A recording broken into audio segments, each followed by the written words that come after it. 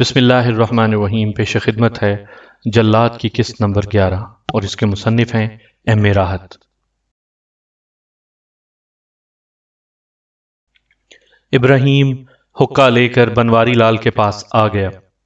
تمباکو کی خوشبو ان کے نتنوں میں پہنچی تو انہوں نے ہاتھ بڑھا کر حقے کی نہ منہ سے لگا لی اور اپنے خیالوں میں گم بیٹھے رہے، لیکن پھر انہیں کوئی چیز نظر آئی اور وہ حیرت سے اچھل پڑے۔ یہ پستول کی نال تھی جو ان کی پیشانی کی جانب اٹھی ہوئی تھی۔ حقے کی نہ کو ان کے منہ سے گر گئی اور انہوں نے منہ پھاڑ کر نوکر کو دیکھا، لیکن نوکر کی جگہ ایک اور شخص کو دیکھ کر وہ بھونچکا رہ گئے۔ انہوں نے کہا تم یہ سب کیا ہے؟ اس بارے میں میرا بھائی بتائے گا، ابراہیم نے کہا۔ بھانو، دھرم سنگھ اور موری لال باہر نکل آئے۔ بندوقیں ان کے کندھوں سے لٹکی ہوئی تھیں اور چہروں سے وہ بے حد خونخوار نظر آ رہے تھے۔ چنانچہ ایک لمحے کے لیے تو لالا جی کے ہوش و حواس بھی گم ہو گئے۔ انہوں نے کچھ بولنے کی کوشش کی، لیکن پستول کی نال ان کے پیشانی سے آ لگی اور ان کے بدن پر لرزہ طاری ہو گیا۔ بھانو کا پہلا اصول تمہیں معلوم ہونا چاہیے لالا بنواری لال، کسی کو قتل کر دینا ہمارے لیے معمولی سی بات ہے، اس لیے اپنی یہ چونچ بند ہی رکھو تو اچھا ہے، ابراہیم نے مضحکہ خیز انداز میں کہا۔ بنواری لال انہیں دیکھ کر کانپ رہا تھا۔ بھانو نے ان کا گریبان پکڑ کر کھڑا کر دیا۔ بڑا جیلا بنتا تھا بنواری لال، جینا حرام کر دیا تھا تو نے شہر والوں کا، زمین نیلام کر دیتا تھا، جائیدادیں قرق کرا لیتا تھا، سود لیتا تھا۔ کس دن کے لیے کیا یہ؟ اسی دن کے لیے؟ بھانو کی آواز میں بے پناہ صفاقی تھی۔ ٹھاکر نے سوالیہ نگاہوں سے اسے دیکھا اور پھر ادھر ادھر۔ کیا چاہتے ہو تم؟ بنواری لال نے قدرے خود پر قابو پاتے ہوئے کہا۔ ڈاکو کیا چاہتا ہے؟ دولت، بنواری لال نے پوچھا۔ ہاں دولت، وہ دولت جو تم نے غریبوں کا خون چوس چوس کر حاصل کی ہے۔ کتنی رقم درکار ہے؟ لالا جی اب کچھ سنبھل گئے تھے۔ جتنی بھی تمہارے پاس موجود ہے۔ سب نہیں دوں گا، بنواری لال بولا۔ نہ دو، تمہاری موت کے بعد ہم خود تلاش کر لیں گے، اور جس نے مزاحمت کرنے کی کوشش کی اسے بھی ختم کر دیا جائے گا۔ فضول بکواس کر رہے ہو، میں پوچھتا ہوں، بنواری لال نے کہا، لیکن ابراہیم کا ہاتھ حرکت میں آیا اور بنواری لال کی بانچھوں سے خون بہہ نکلا۔ وہ گرتے گرتے سنبھل گیا، اس کی ساری تیزی تراری ہوا ہو گئی۔ اسی وقت بھانو نے اس کی پیٹ پر ایک زوردار لات رسید کی اور وہ چیخ مار کر نیچے گر پڑا۔ تب بھانو اس کے قریب پہنچا اور اس نے اپنا پاؤں اٹھا کر صاحب کی ٹھوڑی پر رکھ دیا۔ یہیں دبا کر سارے دانت حلق میں اتار دوں گا، ورنہ آواز حلق سے نہ نکلے گی۔ اس نے پھر ایک جھٹکے سے لالا جی کا گریبان پکڑ کر انہیں اوپر اٹھا لیا۔ سمجھ گئے بنواری لال؟ اور بنواری لال نے دہشت زدہ انداز میں گردن ہلا دی۔ بھانو نے ان کی پسلیوں پر ٹھوکر ماری اور انہیں کھڑا کر دیا۔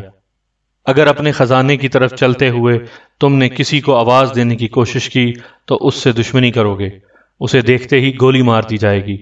چلو اب آگے بڑھو۔ اور لالا جی فوراً چل پڑے۔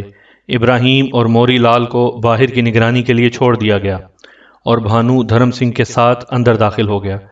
لالا جی نے اپنی جیبوں سے چابیاں کھولیں اور اندرونی کمرے کی طرف چل پڑے، جہاں دیوار میں ایک بہت بڑی تجوری موجود تھی۔ لالا جی نے تجوری کھولی، تجوری نوٹوں سے بھری ہوئی تھی۔ بھانو نے مسکراتے ہوئے لالا جی کو دیکھا اور پھر ہاتھ میں پکڑا ہوا پستول پیٹی میں اڑیس لیا۔ اس دولت میں تمہیں غریبوں اور مظلوموں کا خون نظر آتا ہے لالا جی؟ تم اس میں سے اپنا حصہ لے لو اور بیکار باتوں میں وقت مت ضائع کرو۔ تم اس منظر کو دیکھ سکو گے لالا جی؟ میرا خیال ہے یہ سب کچھ تم سے نہ دیکھا جائے گا، اور پھر مجھے دوسروں کا بھی خیال ہے، ان لوگوں کا جنہیں تم اس نقصان کی تلافی کے لیے ذبح کرو گے۔ اس لیے لالا جی اس برے وقت سے پہلے تمہیں اس سنسار کو چھوڑنا پڑے گا۔ بھانو نے آگے بڑھ کر لالا جی کو دبوچ لیا۔ لالا جی نے بہت زور مارا، لیکن وہ بھانو کو ہلا بھی نہ سکا، کیونکہ یہ اس کی احمقانہ حرکت تھی۔ چھتروالی کے لوگوں نے اکثر دیکھا تھا کہ پربھو کسان بگڑے ہوئے سانڈ کی گردن مروڑ کر اسے نیچے گرا دیتا تھا۔ دھرم سنگھ نے بھی دیکھا کہ کوی ہیکل ٹھاکر کسی چڑیا کی طرح بھانو کے شکنجے میں پھنسا ہوا تھا اور اس کی زبان باہر نکل پڑی تھی۔ بھانو نے اسے گردن دبا کر ہلاک کر دیا۔ گولی اس لیے نہیں چلائی کہ آواز نہ ہو۔ لالا کو زمین پر پھینک کر بھانو نے دھرم سنگھ کی طرف مڑ کر اشارہ کیا۔ قیمتی زیورات، نوٹ اور سونے کے لاتعداد سکے چادر میں باندھ لیے گئے اور پھر دونوں باہر نکل آئے۔ انہیں دیکھتے ہی ابراہیم نے ایک دم اشارہ کیا اور وہ دونوں آڑ میں ہو گئے۔ ابراہیم خود ہی بھانو کے پاس آ گیا۔ تھانے دار جسونت سنگھ چند سپاہیوں کے ساتھ دوبارہ آیا ہے۔ اس نے باہر سے ایک ملازم کو اندر بھیجا تھا، وہ لالا سے ملنا چاہتا ہے، ابراہیم نے سرگوشی کے انداز میں کہا۔ اطلاع لانے والا ملازم وہ پڑا ہوا ہے اور موری لال باہر گیا ہے، میں نے تھانے دار کو اندر بلایا ہے، ابراہیم نے آنکھ دباتے ہوئے کہا، اور بھانو نے اس کو دیکھتے ہوئے گردن ہلا دی۔ وہ ابراہیم کی اس بات کو پوری طرح نہیں سمجھ سکا تھا۔ باہر سے قدموں کی ہلکی سی چاپ سنائی دی تو ابراہیم اپنی جگہ سے ہٹ گیا۔ موری لال تھانے دار کے ساتھ اندر آ رہا تھا۔ ابراہیم نے رخ بدل لیا۔ تھانے دار آتے ہی شروع ہو گیا تھا۔ ابھی تک کوئی پتہ نہیں چل سکا لالا جی، میں نے 4 سپاہی حویلی کی نگرانی کے لیے چھوڑ دیے ہیں، میں رات بھر گشت پر رہوں گا، ہاں کوئی بات ہو تو آپ فوراً ہی خبر کرا دیں۔ کیا ضروری ہے کہ وہ شہر ہی میں ہو جسونت سنگھ؟ ابراہیم نے بھاری لہجے میں کہا۔ ہاں لالا جی، یہ بھی ممکن ہے کہ وہ واردات کرتے ہی شہر سے نکل آیا ہو۔ اور دفتن جسونت سنگھ خاموش ہو گیا۔ اسے احساس ہو گیا تھا کہ اس کا مخاطب بنواری لال نہیں ہے۔ اس احساس کے ساتھ ہی اس کا ہاتھ پستول پر پڑا، لیکن اسی وقت اس کی دونوں ٹانگیں زمین سے بلند ہو گئیں اور چہرہ زمین سے ٹکرا گیا۔ وہ دونوں ہاتھوں کا سہارا لینے پر مجبور ہو گیا۔ اسی اثنا میں اس کا پستول چھین لیا گیا تھا۔ جسونت سنگھ نے چیخنے کی کوشش کی، لیکن ابراہیم نے دونوں ہاتھوں کے شکنجے میں اس کی گردن کس لی تھی، اس لیے کوئی آواز نہ نکل سکی اور وہ تکلیف کے عالم میں ہاتھ پاؤں پٹکنے لگا تھا۔ تھوڑی دیر میں اس کے ہاتھ پیر ڈھیلے پڑ گئے اور چند ساعت کے اندر وہ زندگی سے محروم ہو گیا۔ ابراہیم نے اسے گھسیٹ کر ایک طرف ڈال دیا اور پھر وہ جسونت سنگھ کا لباس اتارنے لگا۔ پھر اس نے کہا، جاؤ موری لال، کم از کم 3 سپاہیوں کو اندر لے آؤ۔ ویسے کتنے سپاہی ہیں باہر؟ اتفاق سے 4 ہی گھوڑے ہیں، جن میں سے ایک پر جسونت سنگھ تھا، باقی سپاہی پیدل تھے جنہیں اس نے کوٹھی کے باہر پھیلا دیا ہے، موری لال نے کہا۔ لے آؤ پھر تینوں کو یہیں، ابراہیم نے ہنس کر کہا۔ بھانو اب اس کا مقصد سمجھ گیا تھا اور اس وقت ابراہیم کی ترکیب اسے بہت پسند آئی تھی۔ سارے شہر میں بھانو کی تلاش کے لیے پولیس گشت کر رہی تھی، اس لیے اس وقت پولیس کی وردی میں گھوڑوں پر سوار کسی کو کوئی نہ پوچھے گا۔ 3 سپاہی اندر آئے تو ان کے ساتھ بھی وہی سلوک کیا گیا اور اس کے بعد ان کی وردیاں اتار کر پہن لی گئیں۔ جسونت سنگھ کی وردی بھانو کے بدن پر بری طرح کسی ہوئی تھی، لیکن کام چلانے کے لیے ٹھیک تھی۔ اس کسی ہوئی وردی میں وہ اور جچ رہا تھا۔ اپنا لباس لپیٹ کر وہ باہر نکل آئے اور پھر گھوڑوں پر سوار ہو کر چل پڑے۔ ابراہیم، ہمیں بانکے لال کے گھر چلنا ہے، بھانو نے کہا، اور ابراہیم چونک کر اسے دیکھنے لگا۔ فکر مت کرو، میں نے اس کا گھر تلاش کر لیا ہے، بھانو نے دوبارہ کہا، اور ابراہیم نے گردن ہلا دی۔ راستے میں کئی جگہ انہیں پولیس گشت ملا، لیکن کسی نے ان پر توجہ نہیں دی۔ رات کی تاریکی میں بھانو نے بانکے لال کے گھر کے دروازے پر دستک دی اور اندر سے کھانسنے کی آواز سنائی دی۔ پھر چند ساعت کے بعد دروازہ کھل گیا اور ایک بوڑھے نے باہر جھانکا۔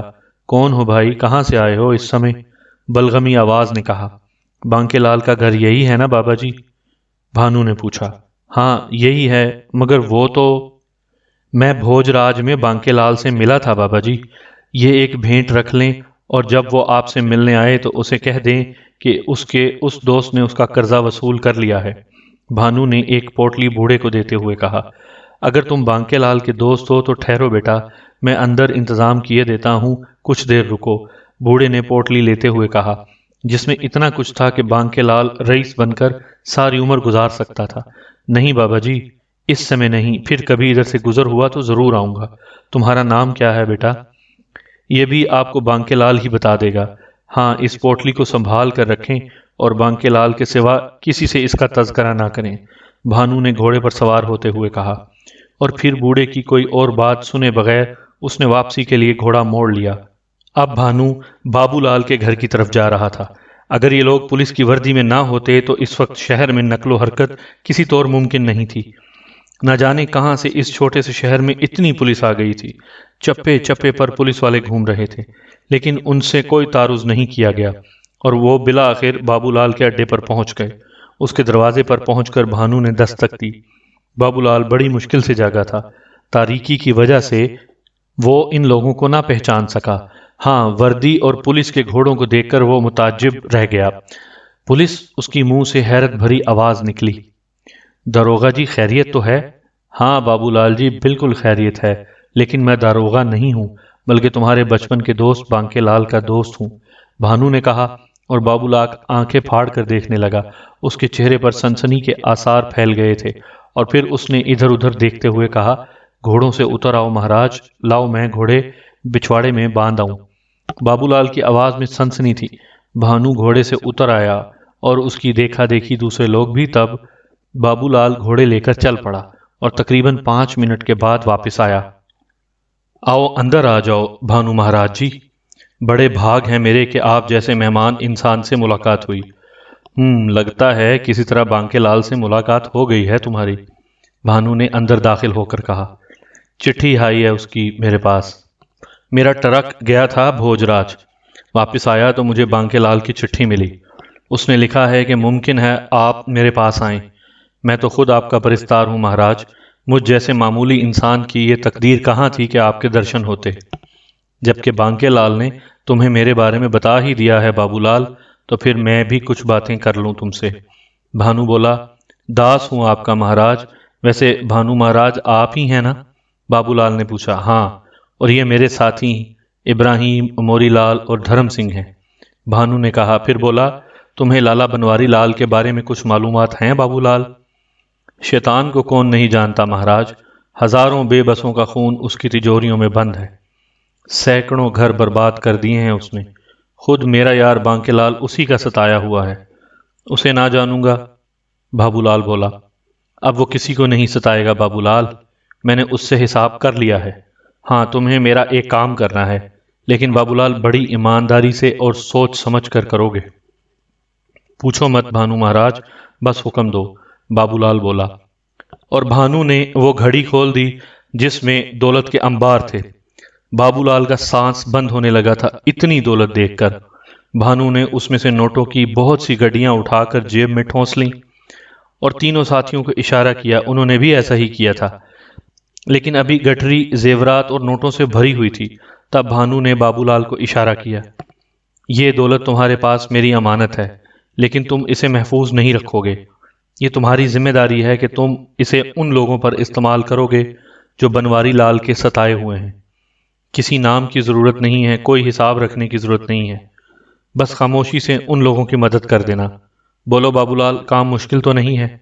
بہت مشکل ہے بھانو مہاراج، بہت بڑی ذمہ داری ہے یہ، بابو لال پھنسی پھنسی آواز میں بولا۔ تمہیں یہ ذمہ داری اٹھانا ہوگی بابو لال۔ جو حکم مہاراج، بابو لال بولا، اور بھانو نے دونوں مٹھیوں میں زیورات بھرے اور پھر نوٹوں کی بہت سی گڈیاں اٹھا کر ایک طرف رکھ دیں۔ تو پھر موزی کے مال میں سے یہ تمہارا حصہ ہے، اب تم بھی اس ڈاکے میں شریک ہو گئے، بانکے لال کا حصہ میں اس کے پتا کو دے آیا ہوں۔ اوہ بھانو مہاراج، یہ بہت ہے، بابو لال کی آواز آ رہی تھی۔ اس جھگڑے کو اب ختم کریں، اس مال کو محفوظ کر دو، اس کے بعد یہ بتاؤ کہ ہمیں دہلی کیسے بھجواؤ گے؟ کب جائیں گے مہاراج؟ بابو لال بولا، میں آج ہی رات خواجہ چھوڑ دینا چاہتا ہوں، کیونکہ پولیس شہر کے چپے چپے پر بھانو کو تلاش کر رہی ہے۔ اوہ کوئی چنتا نہیں، میں خود آپ کو دہلی چھوڑنے چلوں گا۔ ایک ٹرک پر مال لد گیا ہے، رات کو 11:30 بجے میں نے ایک ٹرک دہلی بھیجا ہے، دوسرا تیار کھڑا ہے، اسے صبح 7 بجے جانا تھا لیکن وہ ابھی جائے گا۔ آپ آرام کریں، میں انتظام کر کے آتا ہوں۔ تھوڑی دیر بعد آ کر اس نے انتظامات مکمل ہونے کی اطلاع دی اور پوچھا، ہاں، اور یہ میرے ساتھی ابراہیم، موری لال اور دھرم سنگھ ہیں۔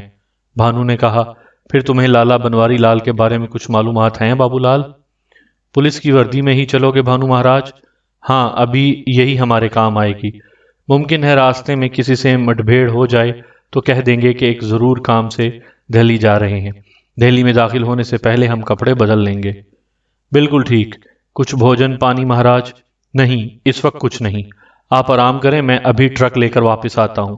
بابو لال باہر نکل گیا، پھر وہ 15-20 منٹ بعد واپس آیا اور چٹکی بجاتے ہوئے بولا، سب ٹھیک ہے مہاراج، بس 5 منٹ میں چلتے ہیں۔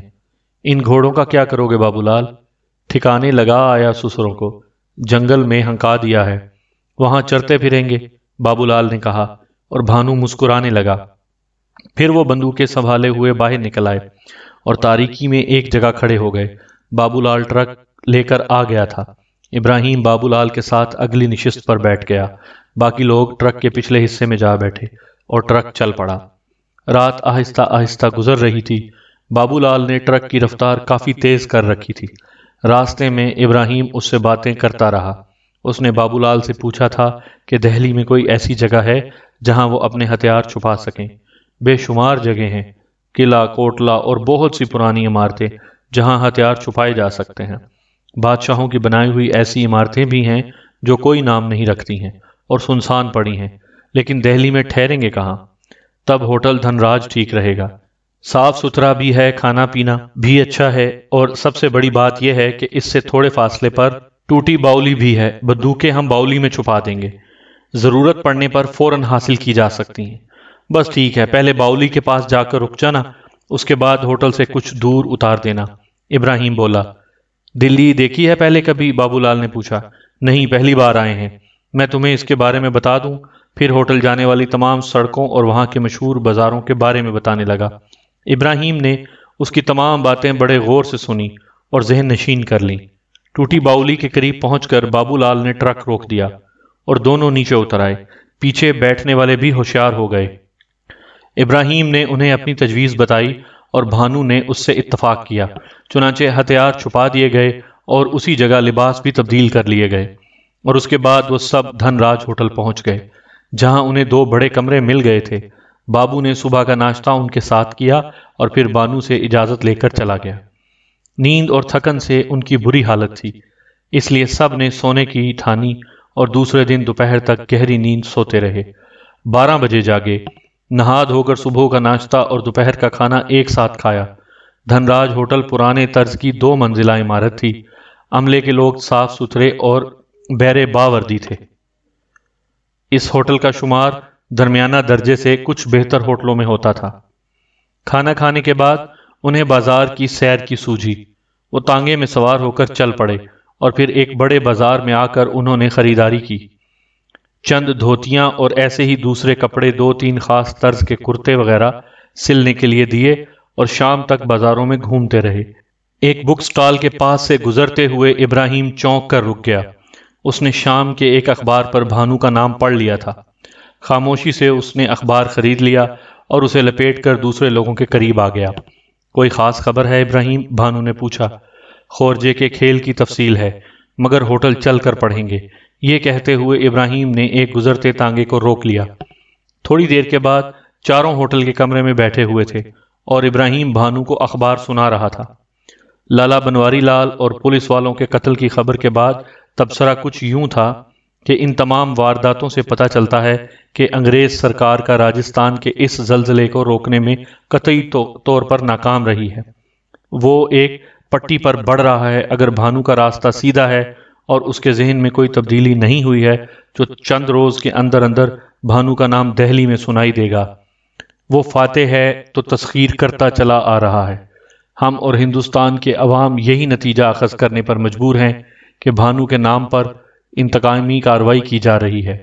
سماج دشمن عناصر کو آزادی دے دی گئی ہے کہ وہ عوام کی جان و مال کی بے حقیقت بنا دیں۔ ابھی چند روز قبل ممبئی سے ایک 30 مارخاں دہلی آئے تھے اور انہوں نے بڑے دعوے کیے تھے۔ ہم شری کانتی لال سے سوال کرتے ہیں کہ بھانو کا کیس اپنے ہاتھ میں لینے کے بعد انہوں نے کیا کیا؟ یہ نئی خونی واردات ان کی پیشانی پر کون سی تحریر لکھتی ہے؟ ابراہیم خاموش ہوا تو بھانو ہنس پڑا۔ سوال تو ٹھیک ہے، اب دیکھیں کانتی لال مہاراج اس بات کا کیا جواب دیتے ہیں۔ ویسے اخبار لایا بہت دور کی ہے۔ ہاں، اس نے ہماری دہلی میں موجودگی کی نشاندہی کر دی ہے، لیکن ابراہیم پہلے کانتی لال جی سے نمٹ لیا جائے۔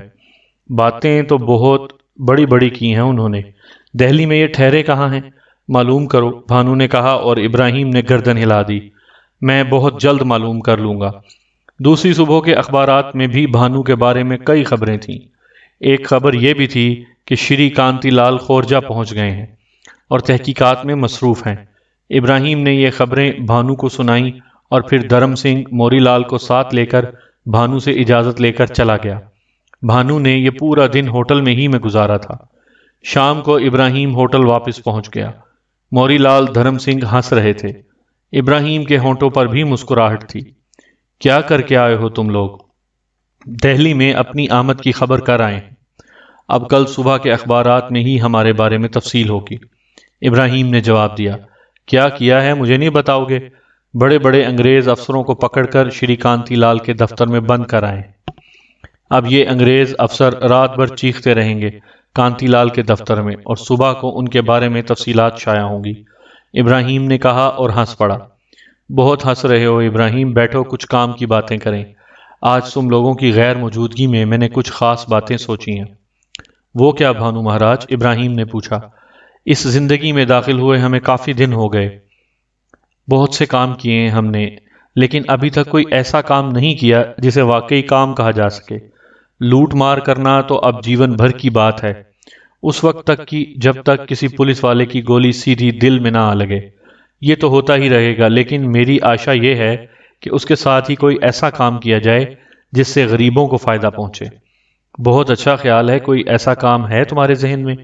کوئی نئی بات نہیں ہوگی، مثلا کوئی اناتھ آشرم کھولا جائے، اس کو اتنی دولت دی جائے کہ ہر غریب وہاں اپنی ضرورت پوری کر سکے۔ یہ کام ہمارے لیے مشکل تو نہ ہوگا؟ بھانو بولا۔ ہاں مشکل تو نہیں ہے، لیکن کیا حکومت اس کی اجازت دے دے گی؟ حکومت؟ بھانو مسکرایا۔ حکومت سے اجازت لینے کی ہمیں کیا ضرورت ہے؟ جو آشرم کھولے گا وہی اجازت بھی لے گا۔ کیا مطلب؟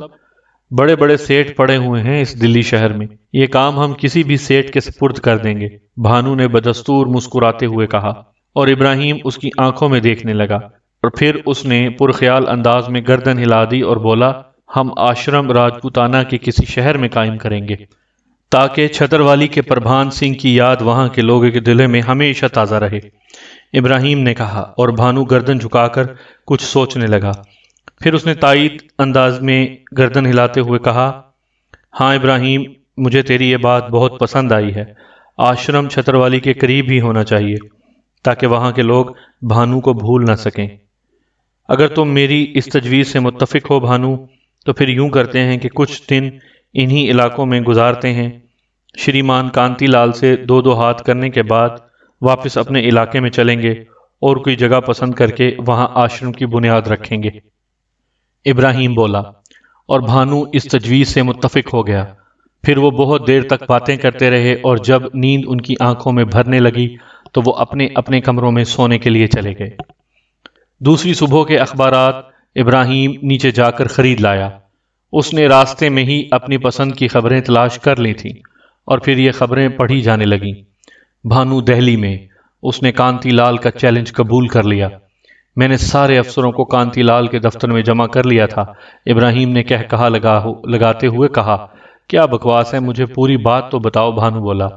خبر سناتا ہوں بھانو، ساری بات معلوم ہو جائے گی، ابراہیم نے کہا اور خبر پڑھنے لگا۔ خورجے کی خون ریز ڈکیتی کے بعد عام لوگوں کا بھی یہی خیال تھا کہ بھانو دہلی آئے گا۔ چنانچہ اندازے کے مطابق بھانو چوہان دہلی پہنچ چکا ہے، جبکہ افسر اعلیٰ کانتی لال جی اس کی تلاش میں خورجے کے آس پاس مارے پھر رہے ہیں۔ اطلاع کے مطابق کل شام علاقے کے 3 پولیس اسٹیشنوں میں دھوبیوں کی یلغار ہو گئی، اپنے گدھوں کی چوریوں کی رپورٹ درج کروانے آئے تھے۔ اسٹیشن انچارج سخت حیران تھے کہ ایک ہی دن میں اتنے سارے گدھے کون چرا کر لے گیا۔ یہ گدھے شری کانتی لال کے دفتر سے دستیاب ہوئے۔ چونکہ کانتی لال جی نے اپنا الگ دفتر قائم کیا ہے اور اس وقت وہ دلی میں موجود نہیں ہے، اس لیے دفتر کی نگرانی صرف ایک چوکیدار کے سپرد تھی۔ چوکیدار کا کہنا ہے کہ 3 افراد ان گدھوں کو ہانکتے ہوئے لائے تھے۔ چوکیدار نے انہیں عمارت میں داخل ہونے سے روکا تو ان میں سے ایک نے کوئی چیز اس کے سر پر مار کر اسے بے ہوش کر دیا۔ اس کے بعد کے حالات چوکیدار کو معلوم نہیں۔ علاقے کے لوگوں کی اس وقت نیند حرام ہو گئی جب اچانک بے شمار گدھوں کے رینگنے کی آوازیں اس عمارت سے بلند ہونے لگیں۔ وہ سب عمارت کے گرد جمع ہو گئے تھے۔ اندر گدھوں کا باقاعدہ اجلاس جاری تھا اور عظیم الشان تقریریں ہو رہی تھیں۔ چونکہ پولیس کی عمارت تھی اس لیے لوگ اندر نہیں داخل ہوئے، لیکن فوری طور پر اس علاقے کے تھانے کو اطلاع دے دی گئی۔ تھانے دار صاحب نے اس عمارت کو کھولا تو گدھے نکل بھاگے۔ ان کی گردنوں میں اعلیٰ افسران کے ناموں کی تختیاں لٹکی ہوئی تھیں، کسی کے گلے میں ٹائی بندھی ہوئی تھی تو کسی کے سر پر ہیٹ تھا۔ ایک گدھے کے گلے میں کانتی لال جی کے نام کی تختی بھی لٹکی ہوئی تھی۔ اس کے پاس سے ایک اور کاغذ برآمد ہوا جس پر لکھا تھا، بھانو شریمان کانتی لال جی کا دہلی میں سواگت کرتا ہے۔ بھانو بے اختیار ہنس پڑا۔ دوسرے لوگ بھی اس کے ساتھ شریک تھے۔ پھر وہ خاموش ہو گیا اور آہستہ سے بولا، اتنی بڑی بات کر دی ہے ابراہیم تو اسے نبھانا بھی ہوگا۔ نبھائیں گے بھانو، ضرور نبھائیں گے، تم فکر مت کرو، ابراہیم نے جواب دیا، اور بھانو کسی سوچ میں ڈوب گیا۔ اس نے کافی دیر تک خاموش رہنے کے بعد کہا، کانتی لال مہاراج جلدی واپس آ جائیں، ان کا شاندار سواگت ہونا چاہیے۔ میرے من میں ایک ترکیب ہے۔ اس نے اپنے ساتھیوں کو پوری بات بتائی اور ابراہیم کی آنکھیں خوشی سے چمکنے لگیں۔ اس نے گردن ہلاتے ہوئے کہا، ٹھیک ہے، سارے انتظامات آج ہی کریں گے، ناشتے کی تیاریاں کر لو، اس کے بعد میں کسی کو لے کر چلا جاؤں گا۔ دوسری طرف کانتی لال دہلی آ کر یہ معلوم کر چکا تھا کہ بھانو نے اس کے دفتر میں گدے باندھ کر اس کے منہ پر کالک لگائی ہے، لیکن لوگوں کے سوالات کے جواب میں اس نے یہی کہا تھا کہ چونکہ وہ خود یہاں موجود نہیں تھا اس لیے بھانو کی یہ جرت ہوئی۔ لوگ اس کی اس بات سے کہاں تک مطمئن ہوئے، یہ دوسری بات ہے۔ کانتی لال کو خود بھی اپنی سبکی کا احساس تھا۔ سحری شہرت خاک میں ملی جا رہی تھی۔ اول تو انگریز کے دور میں کسی عام ہندوستانی کے شہرت پانے کا کوئی سوال ہی نہیں تھا۔ ہاں، اگر انگریزوں کو کسی سے کوئی بہت بڑا فائدہ حاصل ہوا ہو تو دوسری بات ہے، ورنہ عام لوگوں کے لیے کوئی چانس نہیں تھا۔ ایس پی ورما اور دوسرے پولیس افسران سے پورا تعاون کر رہے تھے۔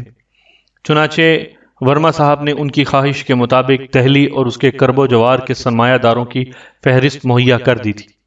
اس کے علاوہ چونکہ یہ بات معلوم ہو چکی تھی کہ بھانو دہلی میں موجود ہے، اس لیے پولیس کی ساری قوت سڑکوں پر نکل آئی تھی۔ گلی کوچوں، سڑکوں اور بازاروں میں ہر تیسرا آدمی پولیس، سی آئی ڈی یا خصوصی محکموں سے تعلق رکھتا تھا۔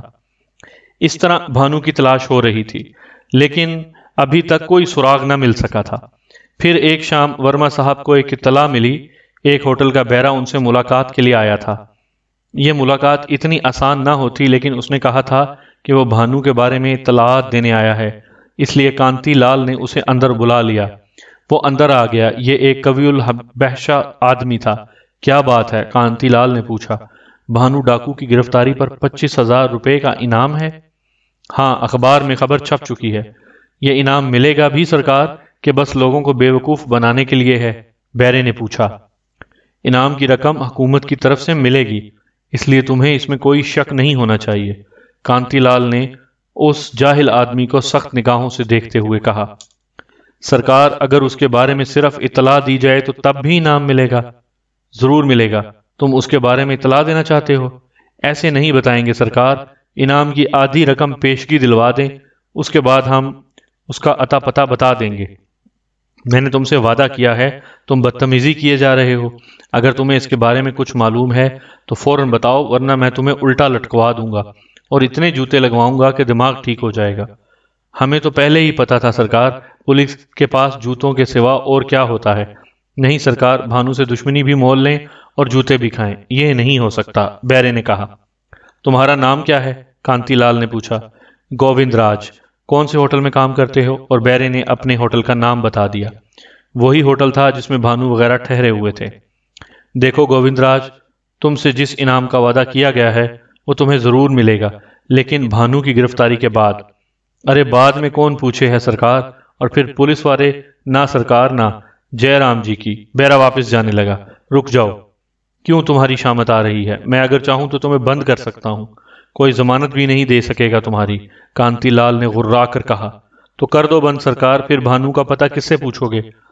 بیرا بھی ایک ڈھیٹ تھا۔ آخر تم کیا چاہتے ہو؟ کانتی لال نے عاجز آ کر پوچھا۔ انعام کی آدھی پیش کی رقم، اور اگر بھانو گرفتار نہ ہو سکا تو گولی مار دیں ہمیں سرکار، جو من چاہے کریں، رقم اسی بات کی تو لیں گے۔ تب میں کچھ رقم کا بندوبست کرتا ہوں، تم بیٹھو، لیکن یہ کان کھول کر سن لینا، اگر بھانو گرفتار نہ ہوا تو میں تمہیں پھانسی پر لٹکا دوں گا۔ منظور ہے سرکار، بیرے نے سینہ ٹھونک کر کہا، اور کانتی لال نے فوراً ایک چٹھی لکھ کر شرما جی کو بھجوا دی۔ انہوں نے بس یہ لکھا تھا کہ انہیں 5,000 روپے کی سخت ضرورت ہے۔ یہ رقم سرکاری طور پر خرچ ہوگی، لیکن اگر شرما جی چاہیں گے تو وہ ممبئی سے یہ رقم منگوا کر انہیں واپس کر دیں گے۔ بیچارے شرما جی نے فوراً رقم بھجوا دی۔ 5,000 روپے بیرے کو دے کر کانتی لال نے کہا، اس وقت صرف یہ رقم تمہیں دی جا سکتی ہے، بھانو کی گرفتاری کے بعد باقی رقم بھی مل جائے گی۔ اچھی بات ہے، یہی صحیح، ٹھیک ہے تو سرکار آج رات بھانو کو گرفتار کر لیں، وہ ہمارے ہوٹل میں ٹھہرا ہوا ہے۔ تمہارے ہوٹل میں؟ کانتی لال چونک پڑا۔ ہاں سرکار، 2 کمرے لیے ہیں اس نے پچھلی رات۔ 2؟ بازار حسن میں گانا سننے بھی گئے تھے؟ میں نے بھانو کو اچھی طرح پہچان لیا ہے، لیکن گووند راج، انہیں گرفتار کرنے کی کیا ترکیب ہونی چاہیے؟ اگر ہم ہوٹل کو گھیرتے ہیں تو بھانو اور اس کے ساتھیوں کے کمرے میں ہم لوگ ہی کام کرتے ہیں۔ ان 5000 میں 1,000 روپے میں دوسرے 3 بیروں کو دوں گا اور انہیں اپنے ساتھ ملا لوں گا۔ ہم رات کو ان سب سسروں کو دودھ کلوچی دے دیں گے اور وہ بے ہوش ہو جائیں گے۔ سامعین کرام، جلاد ناول کی قسط نمبر 11 کا اختتام ہوا۔ قسط نمبر 12 سننے کے لیے اگلی ویڈیو کا انتظار کیجیے۔